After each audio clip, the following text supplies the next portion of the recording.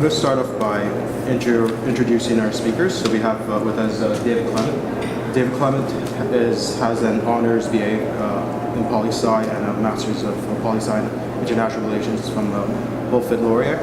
He's also the Director of North American Programs at Students for Liberty, the North American Affairs Manager for Consumer Choice Center. He's the President at Clement Consulting, and he actually ran for the Libertarian Party in the provincially back in 2014 for Oakville. He's also right now working on the Maxime Bernier campaign as a media specialist. Also with us today we have Bruce Sargent. Bruce Sargent has a Bachelor's of Commerce and Marketing Management from the University of Guelph. He has been running Farmboy Productions for more than 7 years now. He's the owner and operator. Farmboy Productions specializes in the production of agricultural media for agricultural businesses. He also does media marketing, and he's been involved in farming for like more than 5 years experience with especially dairy farming. He's also dairy club leader at Durham East 4th H Club, as well as he's been director at large for a while as well. This club sort of does a lot of educational programs on the dairy industry and leadership skills for members.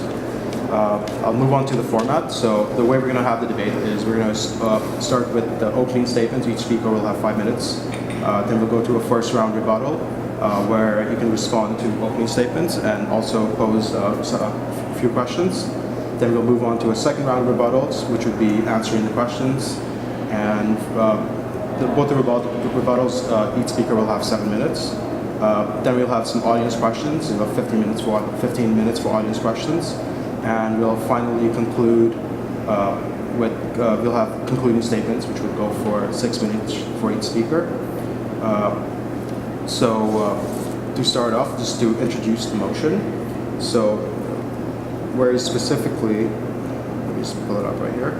Yeah, so we're talking about supply management, and it's something that's actually really important because it's something that, so Maxime Bernier, if he does become Conservative Party leader, it's one of his policies to put an end to supply management. It's something we've had in Canada for a long time, or I believe he calls it like the cartel, right? That's Bernier's what he calls supply management. So it's something. It's likely a debate that we will be having across Canada, but we're doing it right now, right here, with two heavyweights.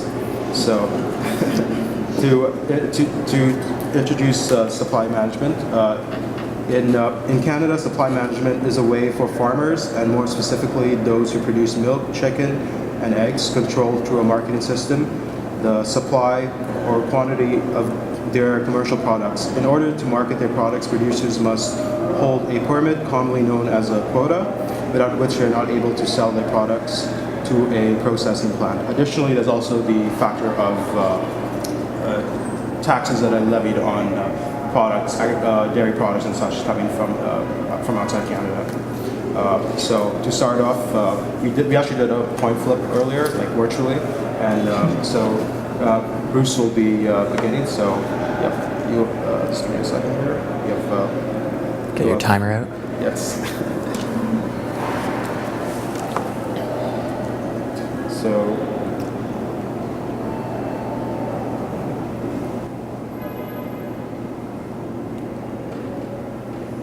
Okay, so you have 5 minutes.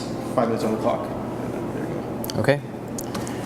Thank you everybody for coming. I'm really encouraged to be here and excited to be here because I think this is a really important topic that everyone should have a better understanding of.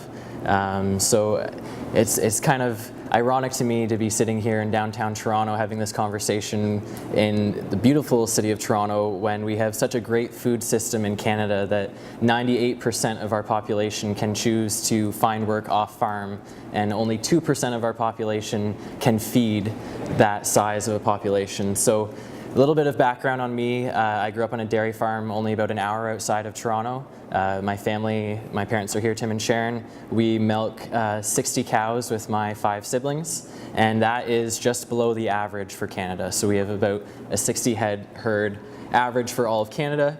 and we've been dairy farming for 4 generations. And it brings great pride to us to wake up at 5:30 in the morning and go out and milk the cows every day and provide such a healthy, great food for Canadians and a dietary staple. So when I hear in the news that dairy farmers are being called a cartel, or that we're being accused of supporting a system which would harm the poor, it really hurts me deep down in my heart that people would think that I would want that. And that's absolutely not what we want. We want to make sure that anyone who wants milk can get access to milk. And there is a cost to that, and we always work hard to make sure that it's affordable, but we do have costs. And just my family alone donates 50 liters of milk to a food bank on a monthly basis. And dairy farmers in Ontario have donated over 1 million liters of milk to food banks in 2016. So 50 years ago, my grandfather was milking probably around 20 cows, less than that. And every day he would take his milk to the processor, and his price would change every single time that he went to that processor. He was forced to take whatever price the processor gave him. Farmers are price takers. So at that time, poultry was having similar issues, and the forefathers of supply management looked around the world and saw, and I quote, uncontrollable chaos in these markets. And so they saw in the UK huge subsidy budgets and huge subsidy budgets in the US as well. And so fast forward 50 plus years and we look around the world and we still see absolute chaos in these commodities. And we also still see huge subsidies in the US and in the UK to support these products. So to give you a little bit more background on supply management, it's the subsidy-free approach for serving Canadians these dietary staples, which are from inherently unstable markets. And so we balance domestic supply and demand to serve Canadians. And it helps ensure that the farmers receive a fair price because they have a say in negotiating it. And it also ensures that the consumers receive a stable price. There aren't the peaks and valleys that we see in other industries. And so I know when David and I have communicated prior to today, we've seen a lot of studies and peer-reviewed journals and academia, which take a purely economic view of supply management and have issue with it. And we'll get into that later on, but we know that our prices are competitive with the US when we're compared to them. And on a national average, we see about a 20 cents per liter difference, which really doesn't make up a lot. And there are differences in our market in terms of expenses, and we'll get into that. But I think it's really important, just as I close off here, to remember that every single country in the world has some sort of support for food policy. Whether it's supply management, whether it's subsidies, every single country needs to support their food production because sovereignty in food is important, and we need to be able to feed a domestic population. And with that, hand things over to David. All right, so a little bit about my background and why I care about some obscure agricultural policy that for most Canadians they don't think at all about. So my background, I did my master's degree under the Canadian Research Chair in International Human Rights, and I was the lead researcher on a book on food policy around the world that focuses on government food policy and how that relates to food security, how that relates to people's ability to feed themselves, especially the poor. And that right there is what drives me to the position that we should dismantle supply management and that we shouldn't have this program that supports only 12% or less than 12% of Canadian farmers overall. The main reasons that I oppose supply management really come down to 3 main points. 2 of them, which we will certainly debate, The third one, I think, stands outright on its own, and even if the first two are wrong, it should still be dismantled for the third. So the first is that it unfairly gouges the poor. We're going to get into the specifics in terms of prices, where we maybe disagree in terms of where that disparity is and what that looks like, what a non-supply managed market for milk, chicken, turkey, and eggs looks like. But the best estimates, the most conservative estimates, not conservative as in policy, but conservative as in hesitant, show that supply managed goods are inflated to a rate in which inflates prices on the poor and impacts them with approximately a 2.3% tax on their income each year. And so 2.3% in the context of low-income Canadians, you look at people on the poverty line, 2.3% is enough to push 190,000 Canadians from above the poverty line to below the poverty line. So we're talking about Canadian families, we're talking about people who are the most vulnerable in society. Those are the people who are hurt the most. On the macro scale, we're looking at an approximate economic cost of around $173 billion over the course of 10 years. The second reason why I oppose supply management, or why we should dismantle it, is that, and this is unrelated to food, but related to greater government policy, is it makes our trade negotiations significantly more difficult.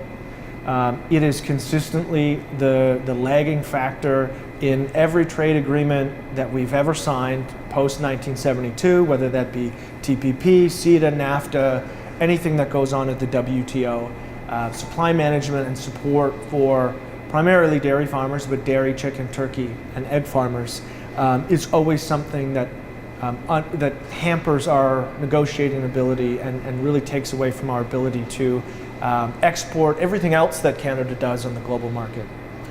And the last reason why I oppose supply management, which even if I'm wrong on my first 2 points, I think stands on its own, and that it's unfair to other farmers. So it's unfair to the rest of the farming community who do not receive a guaranteed price, who do not have this support and this protection, and have to compete, whether that be on the domestic market or on the global market.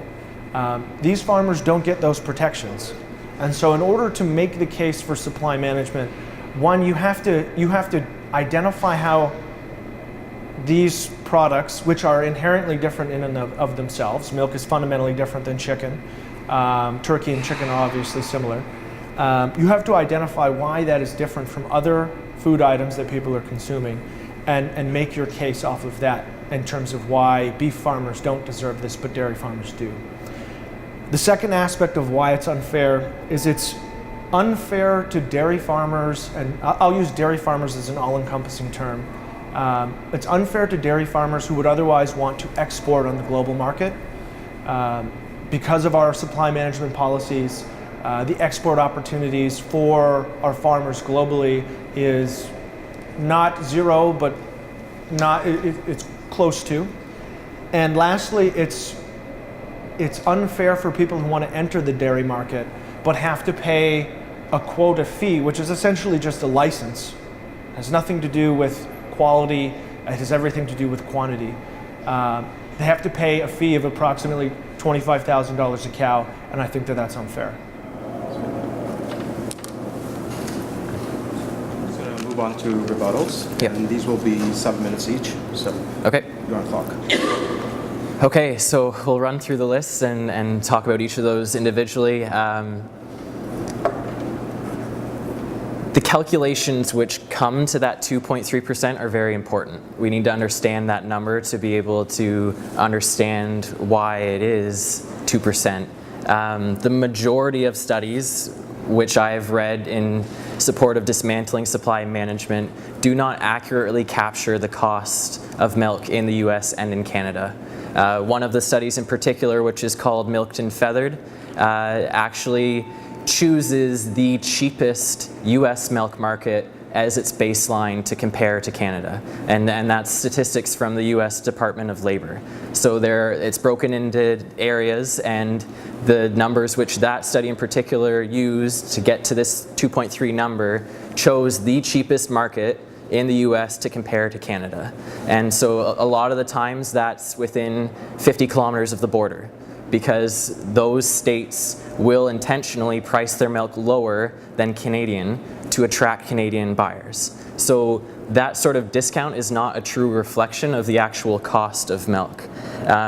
These studies, Milked and Feathered in particular, also chose numbers from a year when our dollar was at par. 1 year when the dollar was at par, which is obviously very significant because a historic average of our US dollar to Canadian dollar is $1 US to $1.26 Canadian. So normally we are paying, you know, what we are now, 75 cents for American dollar. And this particular study obviously has that much of a gap in it. On the whole trade topic, CETA, NAFTA, and TPP all happened with supply management being intact, and we gave up market share in those areas to allow our beef producers access in CETA to the European market so that they can import cheese to us. NAFTA, there's actually more milk coming into Canada than they allow us to send into the USA. So US protects its dairy market just as much as Canada protects ours. The suggestion that our system is unfair to farmers just doesn't bode well. Like, that's not what we're hearing from our farming neighbors. They understand that the reason why dairy, chicken, eggs, and turkey are supply managed is because of the instability in the markets, which are a result of a fresh product with a short shelf life that require up to 5 to 10 months to come into production. A dairy cow doesn't simply make milk tomorrow because we need it. It takes 10 months for it to have a pregnancy and then begin making milk. A chicken doesn't lay an egg tomorrow. It needs 5 months to be laid, grow to laying age, and then actually make an egg. And if the supply goes down tomorrow, the only way to stop a cow from giving milk immediately is to kill it. And that's not an option that we consider. It's not the humane option by any means. On the final bit of difficulty to entry, we'll compare the US and Canada. So in Canada, you have to buy quota to produce milk. Every province in Canada has a new entrant program so that farmers can join the industry at a reduced and with a reduced rate and with help.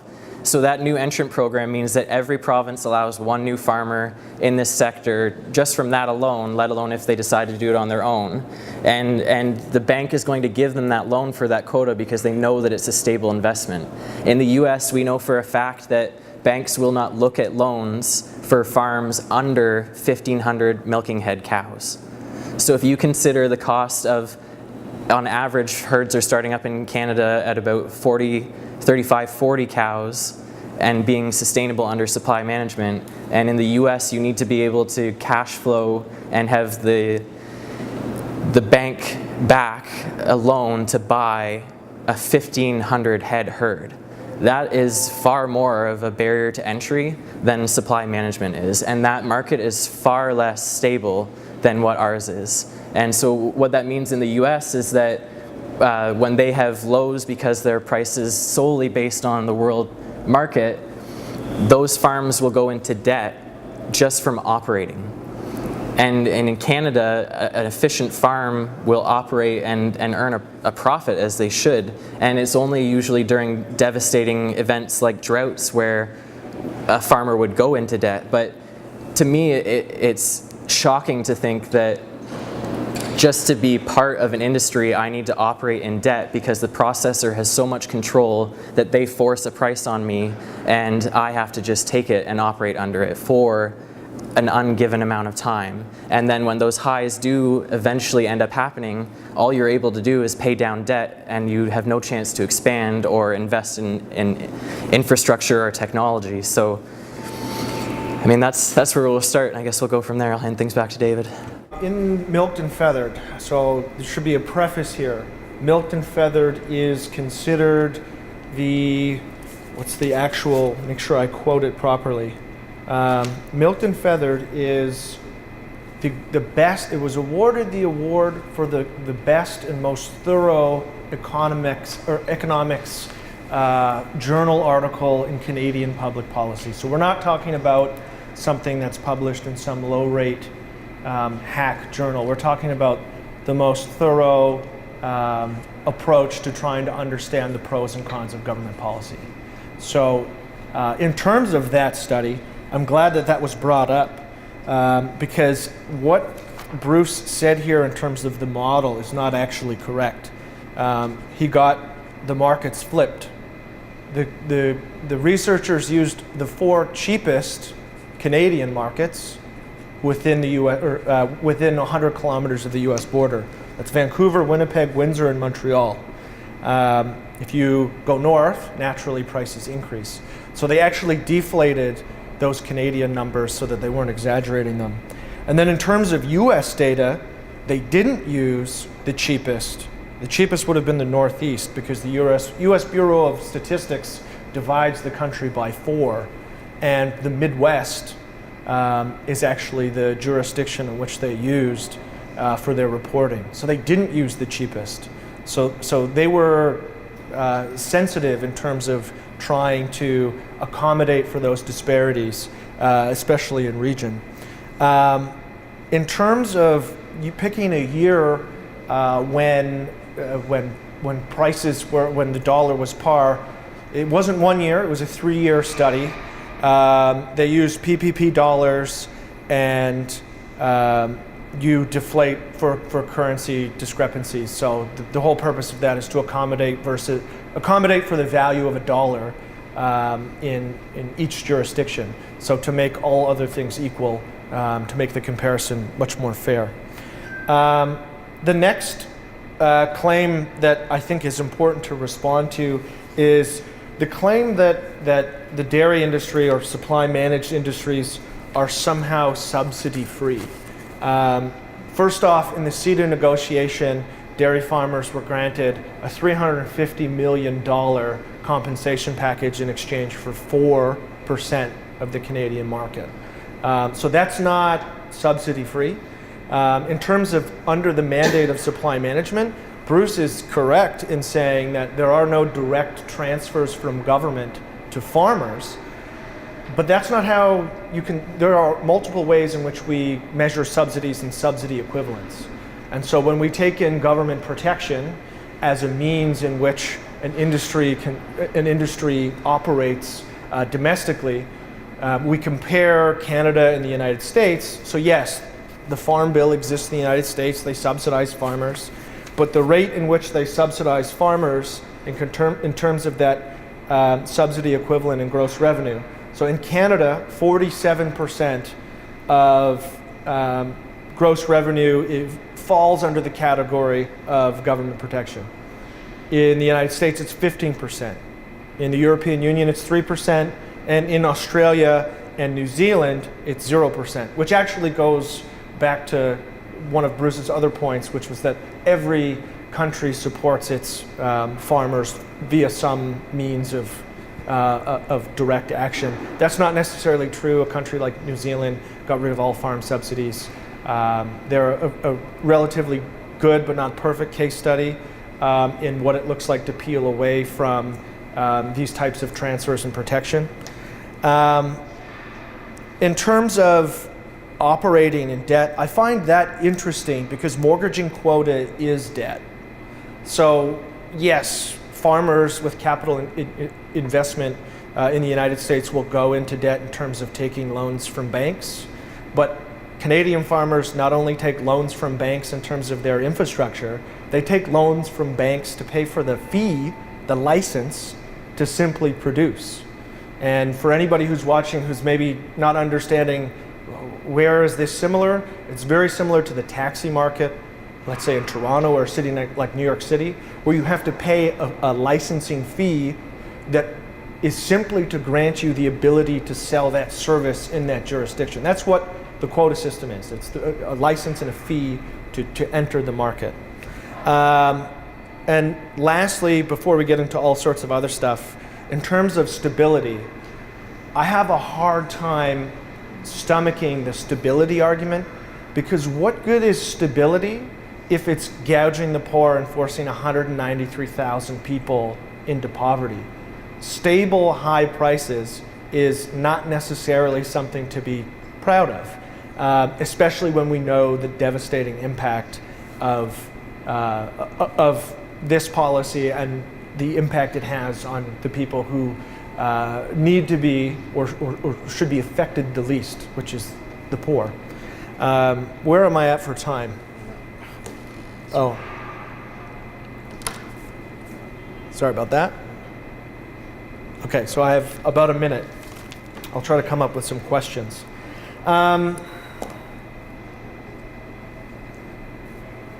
So here's a question. Bruce, I've heard you say on the radio and in print that getting rid of supply management would cut out half of the Canadian market. And so my question for you on that is, where is the evidence and what are you quoting when you say that? 2, where do you see the opportunity to export globally in your analysis of how this will impact dairy? And 3, which is my most important critique. So if prices in the US are comparable, so if I'm wrong and prices in the US are comparable, then we should get rid of the tariff on US milk. Because if Canadian milk sits beside US milk on a Canadian shelf and the price is the same, then what are Canadian dairy farmers scared about? Now, okay. My biggest issue with the study is that it chooses regions rather than national averages. The national averages that I have show at most a 20-cent difference per liter of milk. So that if that were what the study bases its numbers off of, maybe we'd be having a different conversation. But at the same time, the study also acknowledges that it does not factor in the amount that US farmers are subsidized, because it says that it doesn't expect the subsidies to stop if supply management were dismantled. So if we know that they're not going to stop subsidizing their farmers, and that milk will be coming into Canada subsidized, then it makes sense that we support our farmers as well. To talk about the global export market, 94% of milk created in the world is consumed in the country of origin. Only 6% of milk is actually exported on the world market. So that's why we're not interested in the global export market, because it's only 6% of the world production. We do export products to the USA, but we know that the global market has been saturated and oversupplied for many, many years. Interesting that David brings up New Zealand. New Zealand has a very low farm gate price because, for one thing, farms don't have to build barns. They actually pasture their cows the majority of the year. And so there's a huge cost right there that they don't have to incur. New Zealand is also essentially supply managed by one processor that controls over 90% of the market, which farmers need to buy shares in to be a part of. So they have their own form of control beyond supply management at a government level. When you bring up subsidies, it's interesting because it's actually tariffs between the US and Canada were actually agreed upon during NAFTA. And they were designed to protect both industries. And that means that American farmers don't want our milk going to them either. And so there is a 100% tariff for milk leaving Canada going into the US, and there's a 200% tariff for milk leaving the US and coming into Canada. And the reason why we have an added 100% is because and this was agreed upon between diplomats of the US and Canada, the reason why we have 100% more is because it is to balance or offset and equalize the level of subsidies that American farmers receive. And that's not only dairy, that means that their feed costs are less because their grain farmers are subsidized. So that is why these subsidies exist. And the reason why Canadian farmers don't want to open our market up to the US is because the US has a huge oversupply issue of milk right now. They have no way to control the amount of milk being made. And so last year alone, the US market dumped 43 million liters of milk because it was oversupplied. So, because supply management has smaller farm sizes that are spread out across rural Canada, there's infrastructure in those cities, and there's hospitals and mechanics and bigger schools because the population is there. There's jobs in those many, many farms. In the US, their herd size is much larger, and there's actually 130 farms in the US that could completely replace all of the milk made in Canada like that. Their farms are that much bigger that they could oversupply our market for milk overnight. So to me, we should be allowing our domestic farmers to support their local economies and hire people locally and support all of those businesses, the mechanics, the machinery dealerships, the feed dealerships, you name it. That's a far better system for all of Canada than having more concentrated, dense areas of development like in the US. And I know this is about people having access to food, and that's important to us. And in Canada, we're really lucky that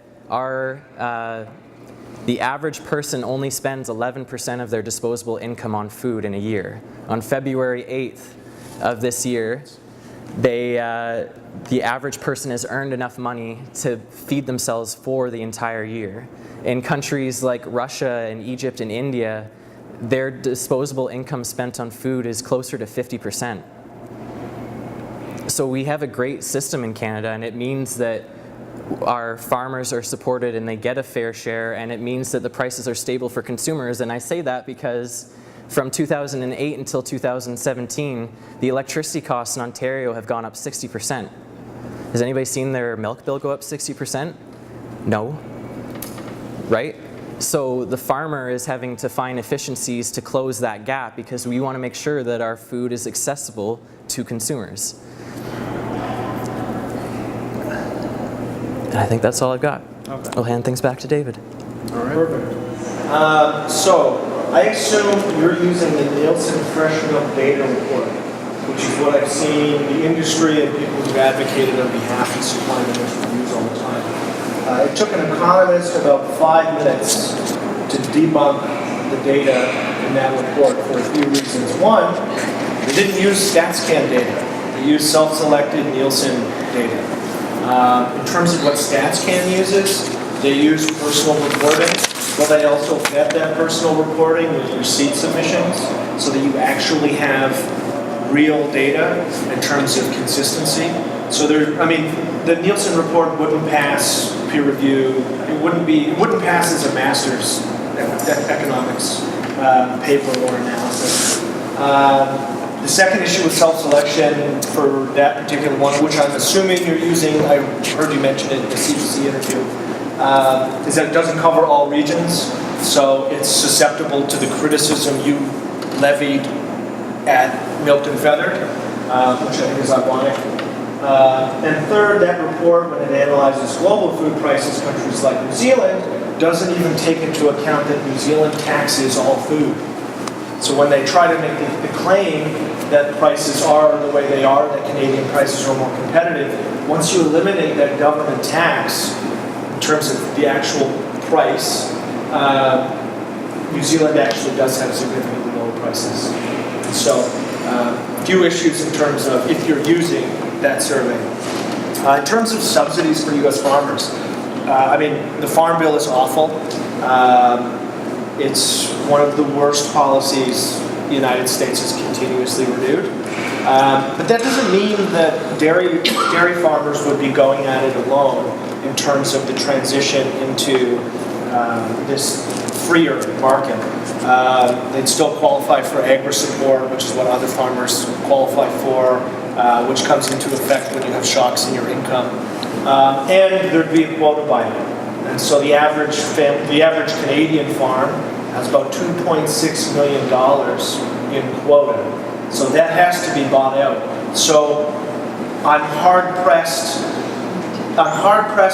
to feel bad for someone who's sitting on 2.6 million of an asset, although it's not a hard asset, and the government's lining up to pay them for it. In terms of market trends, you said that 6% of world production in these products is exported. I mean, the biggest producers in terms of the global export market are the countries who got rid of supply management, and the countries who are using that market access to significantly improve their own livelihood. So you look at the market projections for 2015 to 2025, you have Australia growing at 13%, you have New Zealand growing at 18%, and you have Canada contracting at 21%. So there's a huge opportunity there in terms of, especially in the context of East Asia, where demand for animal proteins is increasing at a rapid rate as you have things like a middle class established in a country like China. You're seeing that global demand grow. So there's no reason why Canadian farmers couldn't hop on that train. And there's actually good Canadian Journal of Public Policy, published a journal that showed after you get rid of the effects of supply management, once you account for export opportunities, lost export opportunities, the impact of supply management is actually a net negative on Canadian farmers because the opportunity to export is so great, especially with so many countries who are limited, like the United States, who's hampered through WTO negotiations because of the Farm Bill. So that's part of the reason why the U.S. market has trouble exporting, is because those restrictions, which count as subsidies, violate WTO agreements. In terms of the tariff isn't 200% for milk, it's 300% for milk. And it comes in, we have a base level of like, I do actually have the number in front of me. It is, 3,000 metric tons. Once we hit that mark, so until that mark, it's taxed at 11 cents a kilogram. This is in terms of butter. After that, it's taxed at 300%. And so if I'm trying to import a product, let's say I buy $100 worth of butter from the United States, I bring it into Canada and I want to sell it. Well, the government charges me $300 on top of that. And so I have to sell it at over $400 to make a profit. So, I mean, that's a huge barrier, especially when we're gerrymandering the numbers on exports. Why don't countries export? Well, I have to be able to charge 300 or 301% on top of the real price of a particular product to make money. In terms of oversupply, I mean, the U.S. market is not the bastion of what free exchange in terms of these products is. Better markets are New Zealand. That's a particularly stronger one to compare to. And in terms of their own internal mechanisms, those mechanisms don't act as a prohibitive measure in the same sense in which supply management in the dairy boom does. And that's why you actually see New Zealand farmers exporting at a rate in which is higher than anywhere else, and then one of the leading providers of these products for Asian markets, which is important because Asian markets are growing. In terms of herd sizes, you always have to take herd size comparisons with a grain of salt, and you don't have to pay a $25,000 fee per cow to enter the market. Obviously, you can afford to leverage your assets in terms of being able to purchase more actual cows. And in terms of fair share, this is the one that really gets me, and this is why, another major reason why I think supply management needs to be done away with. So one of the best ways in which we define something as regressive is if it's transferring wealth from the poor to the rich. And so we always talk about farm families, and everyone has this nostalgic view on farm families. And that isn't to say that people don't work hard, and it isn't to say that what Canadian farmers in the dairy industry are doing isn't valuable. But when we look at the average incomes, in terms of the average Canadian household incomes in the 60,000, the average farm income in terms of their actual taxable income, so not any of their assets, the money they get income tax on, is about $128,000. So yeah, I'll leave it at that. Okay, sweet. So we're now going to move into audience questions. So we have 15 minutes for audience questions. Yeah. I have a question for you. Have you ever set foot on a dairy farm in Ontario? Not a dairy farm. I worked on a turkey farm. Okay. Yeah. So you've never been on a dairy farm to see the standards of milk and the everyday practices that go on 365 days a year, 7 days a week? I just want to quantify. So the answer to that question is no. I've never been on a dairy farm. Okay. Thank you. Yeah, that's fine. I'll continue my response in terms of, the cheeky response to that is, have you ever met a low-income household who's barely making ends meet, who, like... Yes, I have actually. Well, Because of ours. sure, okay. There we go. Thank you. Anyone else? Yes, please. Okay, so I guess my question's for Bruce mostly. I know a store owner who makes, I think it's something like 2 cents every time he sells a milk product, and he throws out close to half of his milk products because they go bad. Like you mentioned with the instability with sales, it's a short shelf life. So it seems in that sense that the stability that the producers gain from this is made up for by the actual end sellers. He runs a family-owned, it's basically a grocery store. So he's dealing with all these inconsistencies that you mentioned that producers may have to deal with. And he's losing out on it because he has such a short income, but he keeps buying it and selling it because it's a staple product, as was mentioned before by David, that many low-income, middle-income, and high-income households rely on. So why should as a store owner, he have to sacrifice his own stability and his own income paying for these more expensive milk products so that there is a more stable position from the producer? There is an issue around the world that people don't want to pay the true cost of food products. Our costs go up just as much as yours do, whether it's electricity or fuel. People feel that they shouldn't have to pay as much for milk as it costs to make. Part of the problem is that milk has a reputation in grocery stores, especially, as being a loss leader, as being used for kind of a token to attract people to buy other products. So that gentleman may not make money on milk, but I'm sure he makes money on other products in his store. Dairy farm only has dairy that they have to rely on. So that's, I guess, what comes to me front of mind. What we see in the US, where the farmers have no say in their price, and in New Zealand and in Australia, in the US, it means that the processor and the retailer pocket the bulk of the margins from the milk sale. In Australia, there's one grocery store chain that controls 70% of the stores, and they're forcing dollar milk on consumers, forcing dollar milk on farmers, to the point that there's actually expected to be 30% of farmers leave the market in Australia this year because prices are so low, because they can't afford milk at $1 a liter, and they have no recourse to form a co-op or unionize to get any sort of bargaining power, because the Australia ACCC will arrest them for collusion. They've already told them that. So in New Zealand, the farm gate price right now is $3.90 per kilogram of milk solid, and the farmers say that their break even is $5.40.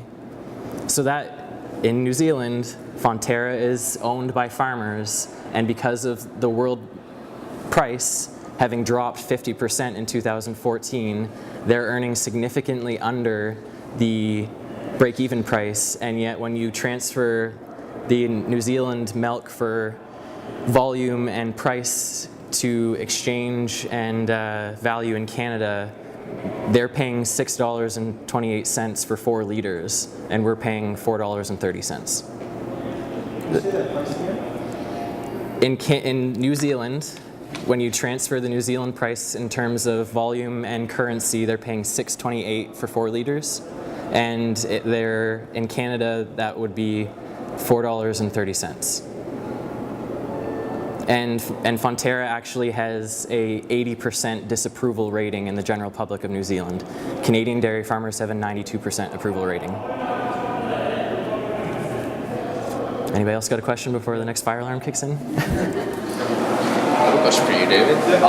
So what do you say to the argument that these low-income families could use other like dairy alternative products such as like margarine, soy milk, almond milk, instead of using the purchase? I mean, yeah, they could. Those are usually much more expensive because of the means in which they're produced.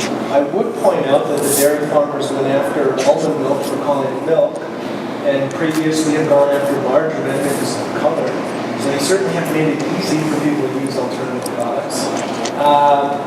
And another problem in the current system is that when demand goes down, you have the price hikes. I forget when the last price hike was. You have these boards prices in response to lower demand. So it's a really serious. I just want to say one thing briefly in terms of the New Zealand price. After you actually adjust for the tax, once you remove that tax on milk, the prices are almost identical in PPP value dollars on a liter of regular milk. And that's using Numbero, and that's using Ex-Pakistan. You see both, actually no, it's not the same. You see it being 2 cents cheaper in PPP adjustment. Any more questions? Yep. Okay. My question is with regards to quality standards, and that's one key thing I think we've left out of this debate. Within Canada, being under a single management system, we are able to control the quality standards for milk under a program called Canadian Quality Milk. Through that, farms are regulated every step of the way. You can pretty much assure that everything is tested, regulated, and that milk, when it gets on the shelf, has absolutely no hormones, antibiotics, and is free from any added residues or bacteria. Within US is a very fragmented system. Each state is different. Each farm is different. Each farm corporation. And there's also, which you're probably familiar with, EST. Relatively untraceable in milk testing, but I can guarantee you there are several large corporations in the US that are using it. That's an added hormone. If we were to dissolve supply management, how would you maintain the standards of product in Canada to ensure that consumers are not being fed inferior product, which would then hamper our health system? Yep. There's two, I assume that question was for me.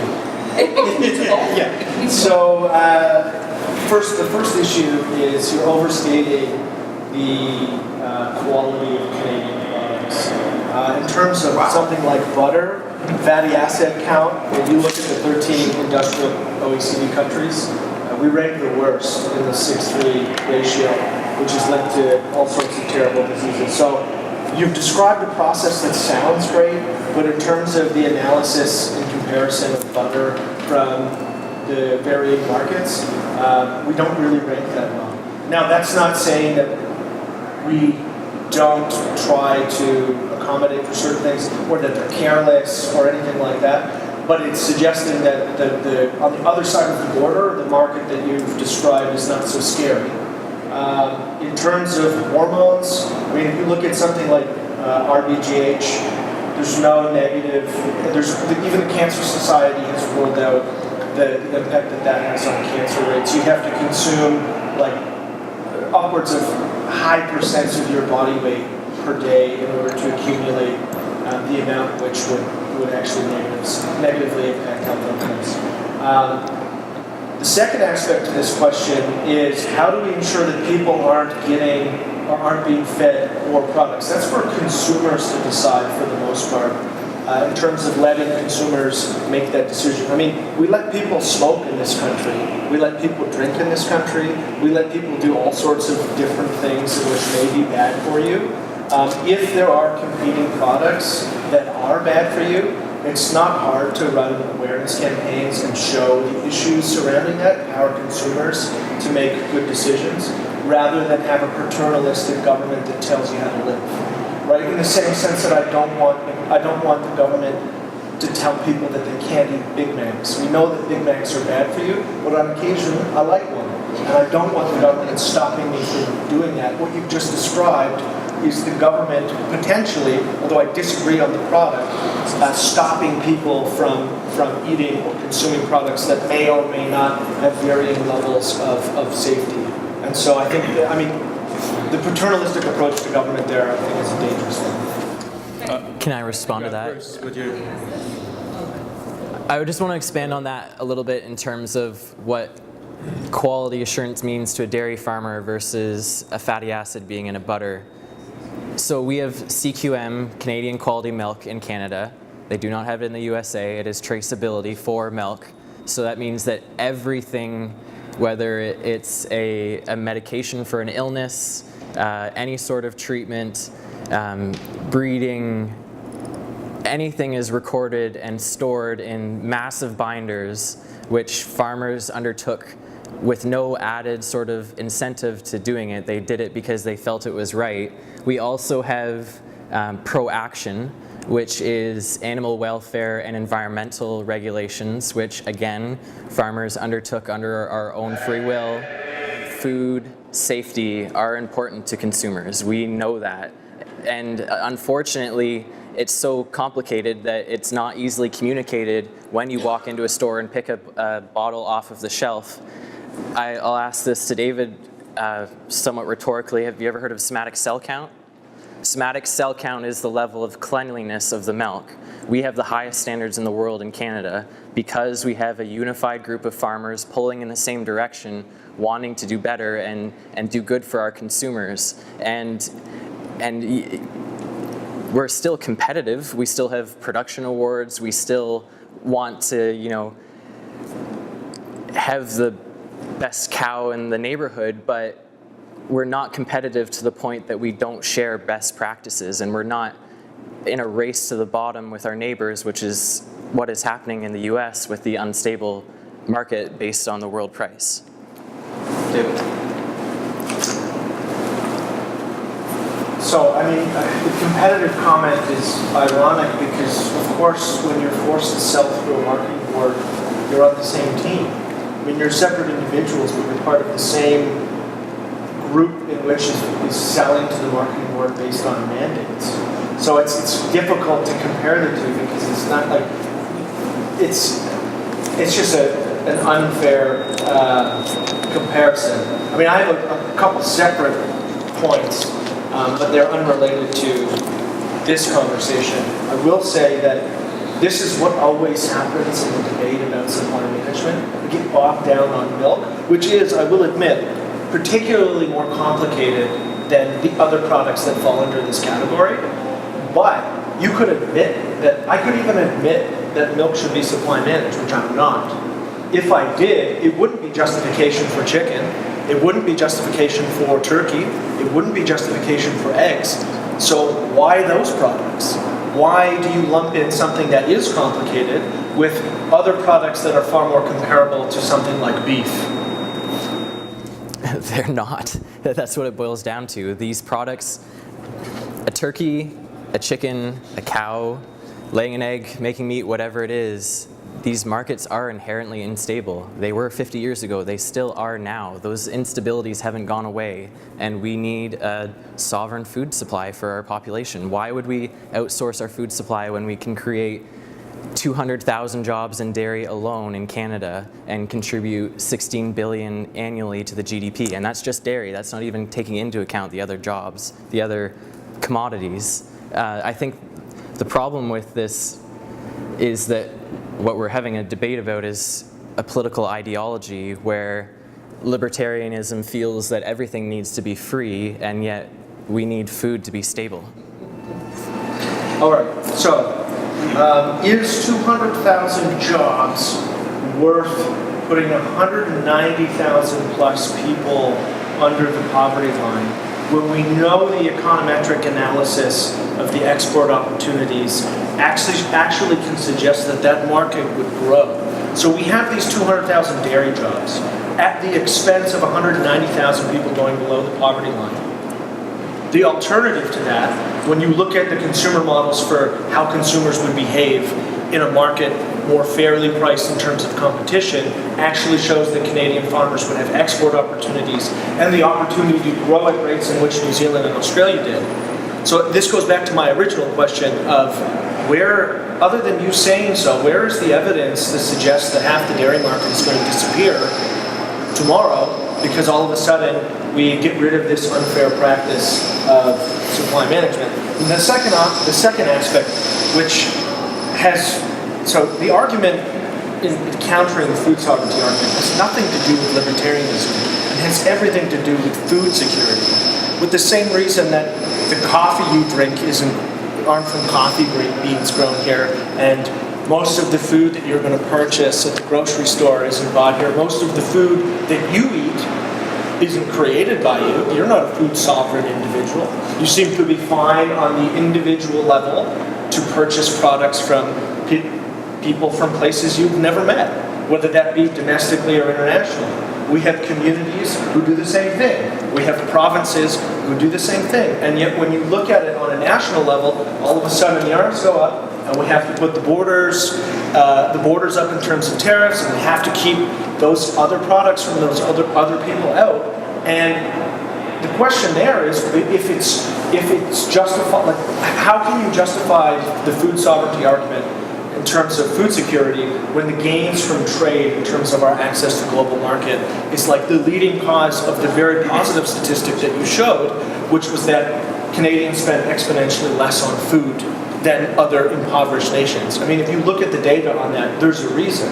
Canada is the 5th most economically free country in the world. And I mean economically free in the crazy libertarian ideological way you just described it. That's a good thing. That gives us access to stuff we otherwise can't buy, and we're all better off for it. And we all just kind of go about our days and not realize it that, oh, I just bought a mango from some obscure country I probably don't know of in January.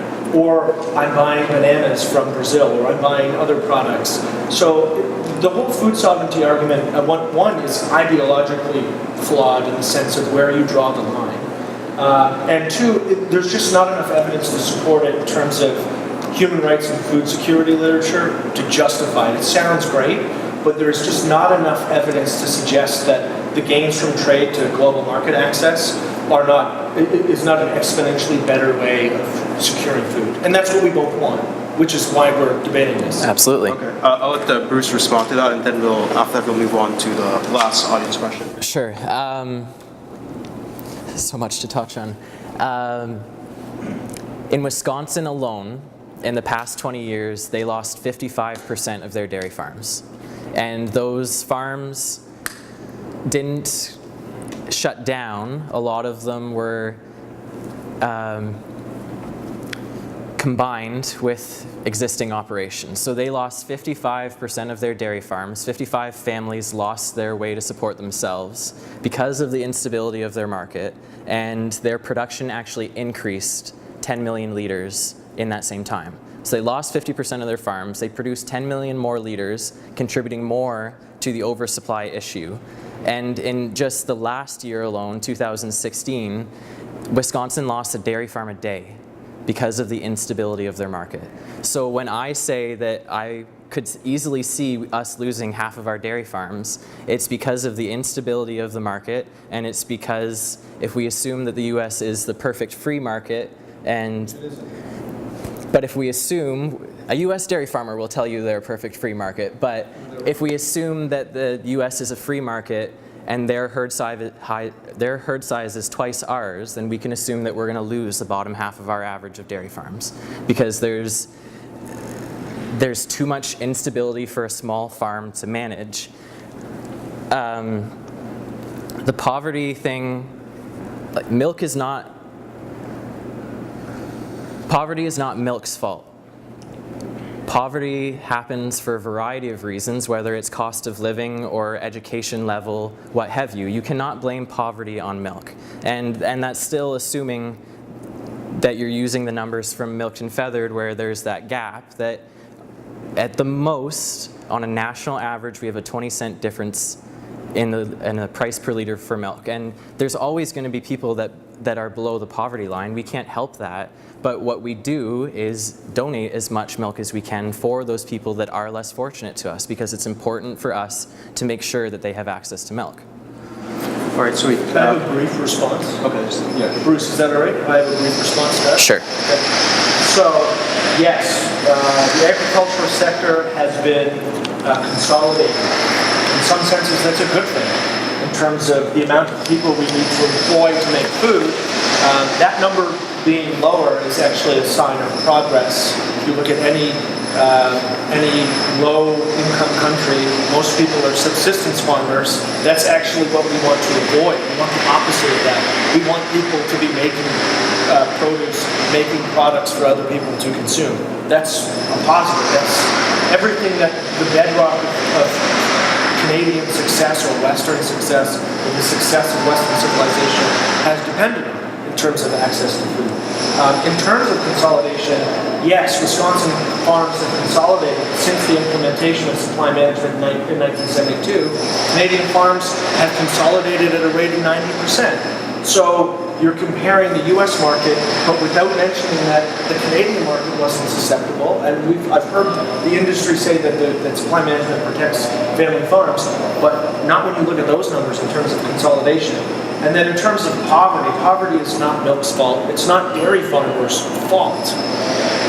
And there may not be things that dairy farmers can do to fix it, but there are certainly things we can do to not make it worse. And that's what I'm talking about. Because we see this basic input for low-income Canadians, chicken, turkey, eggs, and milk, pretty much right? And when they're spending 30% of their income on food, those inflated prices matter exponentially more than what we talk about other people. So no, it's not dairy farmers' fault. They're not bad people. People say this all the time, like, we're anti-farmer. No, I'm pro-farmer. In fact, the rest of the agricultural industry that doesn't get the support can be appreciated of the argument. But the point here is that we can do things that don't make it worse, and I feel like supply management makes it worse. All right, take one final question from the audience. Yes. I have a curiosity here, David. You've argued that, and I agree with you, the growing demand in Asia would probably present a marketing environment where there's going to be greater demand. But I haven't really understood where your evidence is for how that helps Canadian farmers. Demand might grow, but where's the evidence supporting that demand will grow for Canadian products? The reality is that we have a higher cost of production. We have a lot of issues with production in comparison to farms in America, for example, which are double the size of our farms. So if we remove supply management from the Canadian industry, and where we have farms who don't have the same economy of scale as American farms, they don't have the same cost of production, they have a higher cost of production. Competitively, we are at a competitive disadvantage to American farms. Where's the reality of our market growing at those competitive disadvantages? Yeah, the reality is that the WTO places the tariff rule on countries who are exporting, and so U.S. farmers are hampered by their direct subsidies because of the Farm Bill. So the comparison doesn't hold. I would say a glass of water, well, I'll use a glass of milk in this case. because they don't have the access that Canadian farmers would. We would be at a comparative advantage because all of a sudden our dairy market is now at the table when we talk and do trade talks with countries like China or Japan or any other countries. And so U.S. policy significantly hampers American farmers' ability to export. But I would argue that you're assuming that the Canadian dairy farms still exist, because if America is allowed to export milk to, and this is subjective, there's no number. Sure. If the American dairy farmers are allowed to export to Canadian at a cheaper cost, effectively, for argument's sake, wiping out our production, we have no production. So I think there's a false assumption that it wipes out Canadian farms because there are efficiency lags in terms of Canadian farms versus other farms. We've kind of touched on some of those things like herd size, and it's very complicated in terms of the factors that play into that. Yeah. It presents an opportunity to become more efficient, and if it were a system where it were, let's say, eliminating, I'll make up a number of 10%. It could be any percent. The buyout option there on every proposal that's been put forward is in the millions of dollars. Yeah. So it's more than fair compensation if by chance government policy is going to really impact the outcomes for these farmers. You have the government at the table saying, average farm has $2.2 million worth of quota, we're going to buy it back over 10 years. Congratulations, you just won the lottery. So it's a security measure in which it's not like all of a sudden Canadian dairy farmers are going to be on the street and out of work and it's going to be devastating and chaos, because there is that security measure being proposed across the board by anyone who's flirted with the idea of getting rid of supply management.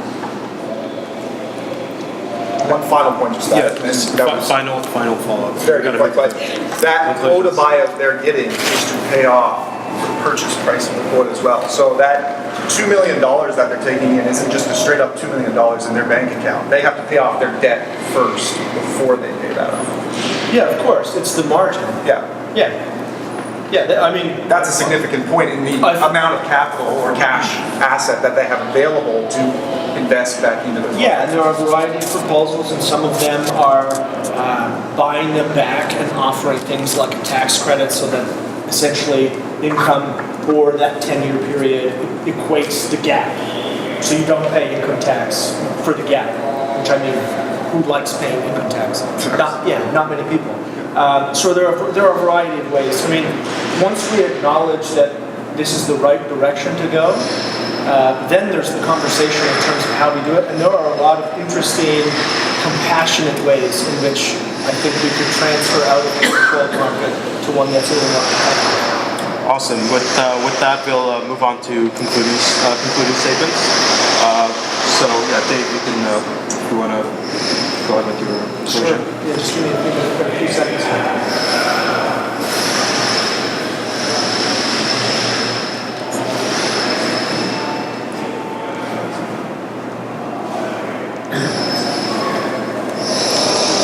Okay. All right. So I'm going to just quickly actually run through some of the pro-supply management arguments and touch on some of the ones that I haven't touched on already. So we talked about products being more expensive. The best peer-reviewed evidence that we have shows that across the board, these products are exponentially more expensive here than they are in other countries. It was brought up by one of the questioners in terms of the differences in markets. And yes, there are differences in markets. If we look at something like beef, the 20-year average in terms of beef cost between Canada and the US in PPP dollars is about 4%. In pork, it's about 5%. In eggs, it's about 36%. In milk, it's 57%. So when you account for purchasing power parity, you value a dollar at a dollar, these supply managed products are exponentially more expensive while controlling for the fact that we live in Canada and we deal with our winter and all of those things. The second point that I'd like to talk about is shelf life and these products being somehow different than other things. I think this I'm surprised this didn't come up more. The shelf life for beef in terms of consumption from slaughter to when you have to eat it is in the same grocery bracket as chicken, as poultry, and as eggs.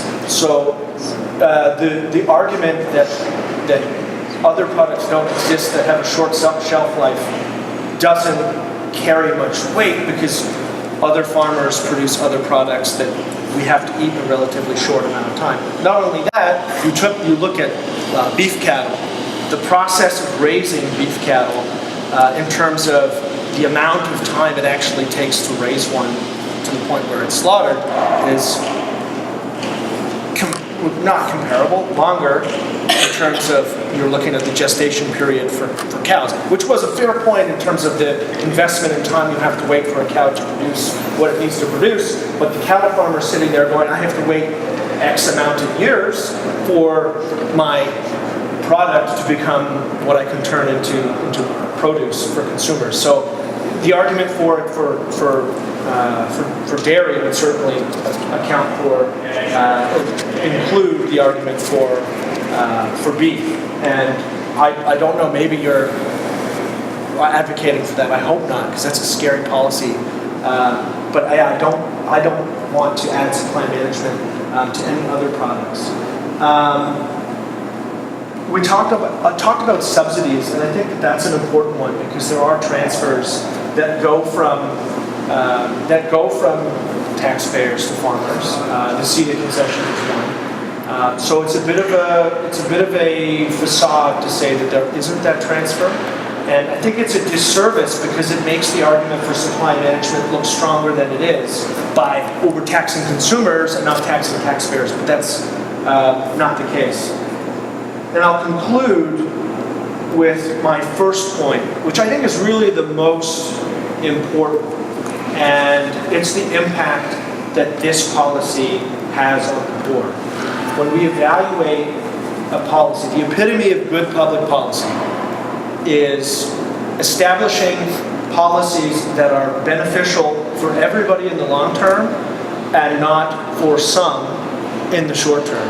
And in terms of supply management, that is exactly what supply management isn't. We have a policy that protects 12,000 the farmers who fall under this category at the expense of everybody.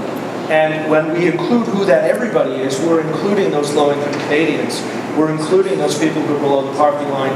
We're including those people who are struggling to make ends meet, who are going to buy these products regardless. And so that transfer of wealth from relatively poor households in terms of the burden that's held there, the impact it has, is reason enough to start the conversation in terms of what's next, to start the conversation in terms of what we should be doing for a market that is freer and fairer.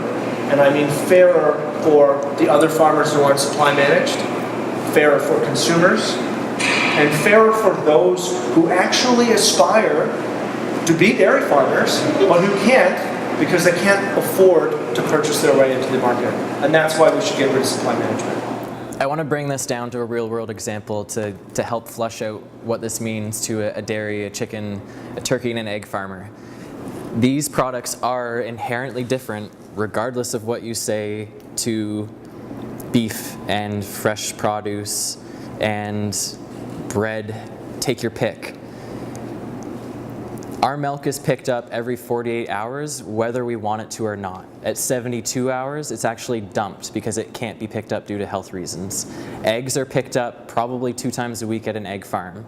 So when we're talking about the prices that we get in an open market system, basically the price we would rely on would be similar to the price that you rely on for oil to put in your car. Every single day, your price could vary in the range of 20 or more cents per liter. So when we're making 2,000 liters in 2 days, that's a significant difference in our price. And that change can be only due to speculation on the world market and have nothing to do with with drought or costs or what have you. When we're talking about beef and milk, Stats Canada says that from 2013 to 2018, the price of milk by the liter only changed by 4 cents.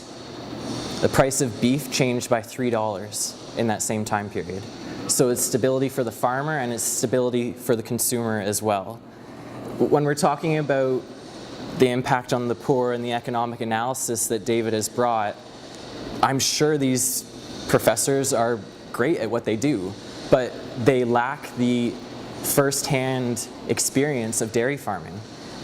And I'm an undergrad. I'm not a master's student or a PhD, but I read that paper and I saw very glaring issues with the way that those numbers were calculated based off of my first-hand experience of 20 years of growing up on a dairy farm. So that's why I have an issue with accepting this 2% tax on the poor when there's obvious flaws in the way that those numbers were calculated. What it boils down to is supply management helps farmers and consumers get a fair price. Supply management helps rural Canada thrive by spreading our businesses through all of Canada and not having concentrated areas.